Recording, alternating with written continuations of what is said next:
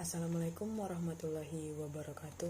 Halo semua, perkenalkan saya Resa Fahira dengan NPM 2211 1001 1011 119, Prodi S1 Hukum di Universitas 17 Agustus 1945, Samarinda.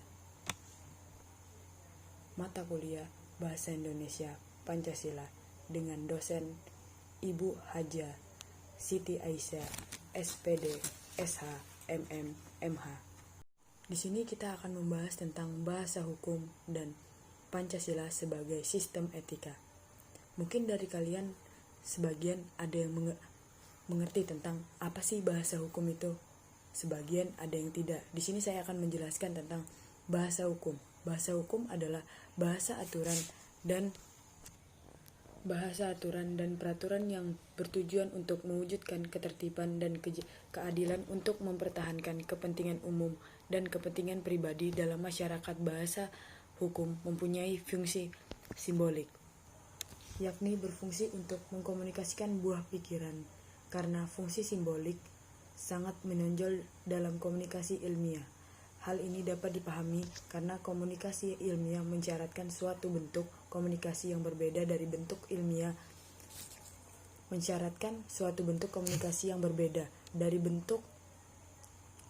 dari bentuk komunikasi yang bersifat estetika, dan syarat utama komunikasi terbagi menjadi dua, yaitu komunikasi verbal yang melalui bahasa, dan kedua komunikasi nonverbal, komunikasi melalui syarat gestur, gerak-gerik suatu barang atau hal yang lainnya.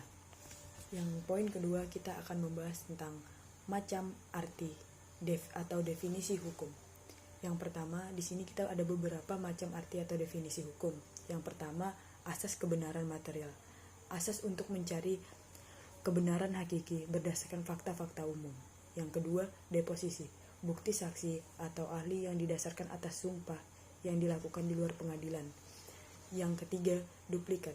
Jawaban tergugat terhadap replik yang diajukan penggugat. Yang keempat, grasi. Pengampunan berupa perubahan, pengurungan atau penghapusan pelaksanaan pidana kepada yang diberikan oleh presiden. Yang terakhir adalah wan prestasi. Perbuatan ingkar janji dalam sebuah perjanjian yang diingkari oleh suatu pihak. Seperti penipuan, itu berbeda dengan wan prestasi ya. Mungkin pembahasan dari bahasa hukum sampai di sini. Kita akan lanjut ke pembahasan kedua, yaitu Pancasila sebagai sistem etika. Pancasila sebagai sistem etika. Mungkin dari kalian ada yang mengenal tentang Pancasila. Kita di sini akan membahas satu-satu, yaitu dari Pancasila.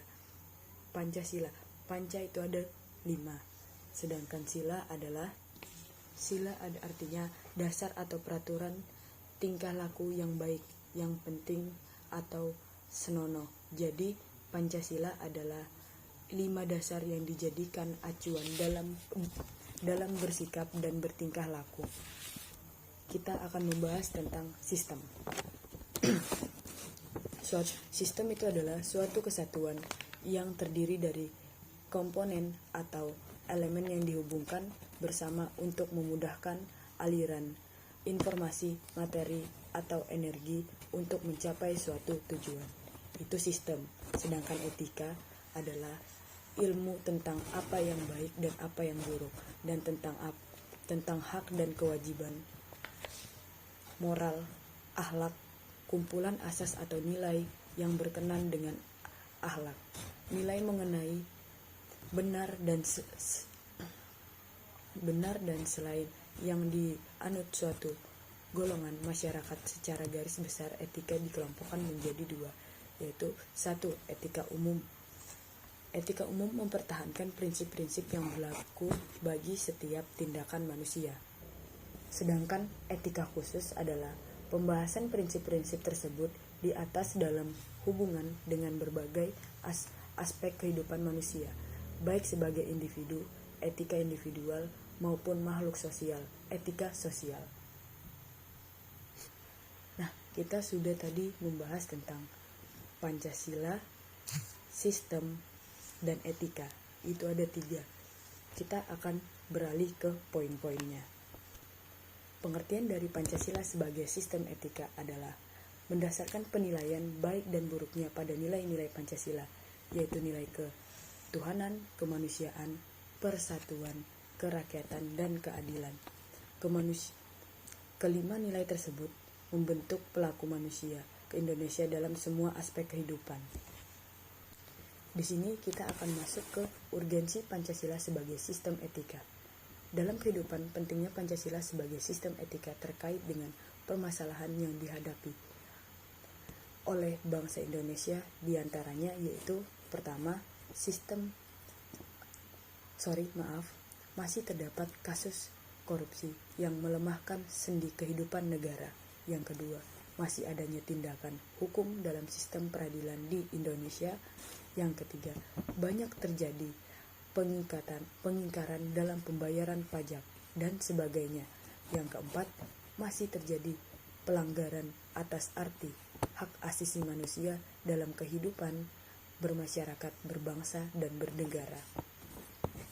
Itu yang dimaksud dengan urgensi Pancasila sebagai sistem etika, dan kita dapat pahami itu berapa poin yang telah saya jelaskan atau bisa saya sampaikan. Sekarang kita masuk ke sumber histori, sosiologis, politis tentang Pancasila. Kita akan masuk ke sumber historis. Sumber historis pada zaman Orde Lama, Pancasila sebagai sistem etika masih berbentuk sebagai filosofi groundless atau Weltanschauung. Artinya nilai-nilai Pancasila belum ditegaskan ke dalam sistem etika, tetapi nilai-nilai moral telah terdapat pandangan hidup masyarakat. Itu tadi sumber historis. Kita akan masuk ke sumber sosiologis. Dalam kehidupan masyarakat berbagai etnik di Indonesia, misalnya orang Minangkabau dalam hal bermusyawarah memakai prinsip bulat air oleh pembulu, bulat kata oleh mufakat. Masih banyak lagi mutiara kearifan lokal yang ketebaran di bumi Indonesia sehingga memerlukan penelitian yang mendalam. Itu sumber sosiologis. Sedangkan sumber politis di sini dalam norma-norma dasar sebagai sumber penyusun sebagai peraturan perundang-undangan di Indonesia.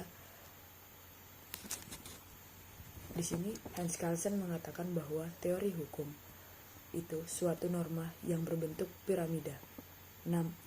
Norma yang lebih rendah memperoleh kekuatan dari suatu norma yang lebih tinggi. Semakin tinggi suatu norma akan semakin abstrak sifatnya, dan sebaliknya, semakin rendah kedudukannya akan semakin konkret norma tersebut. Itu dari sumber politis. Mungkin saya dapat membahas ini sampai di sini saja, karena mohon maaf bila ada kurangnya, karena kita sama-sama belajar di sini. Dan untuk pembelajaran mungkin saya banyak akan belajar lebih banyak lagi tentang hukum yang ada di Indonesia. Maka dari itu, mari bergabung di Universitas 17 Agustus 1945 agar menjadi kampus yang bersosialisasi tinggi dan juga berkualitas tinggi. Satu merah perjuangan. Selamat malam dan sampai jumpa. Assalamualaikum warahmatullahi wabarakatuh.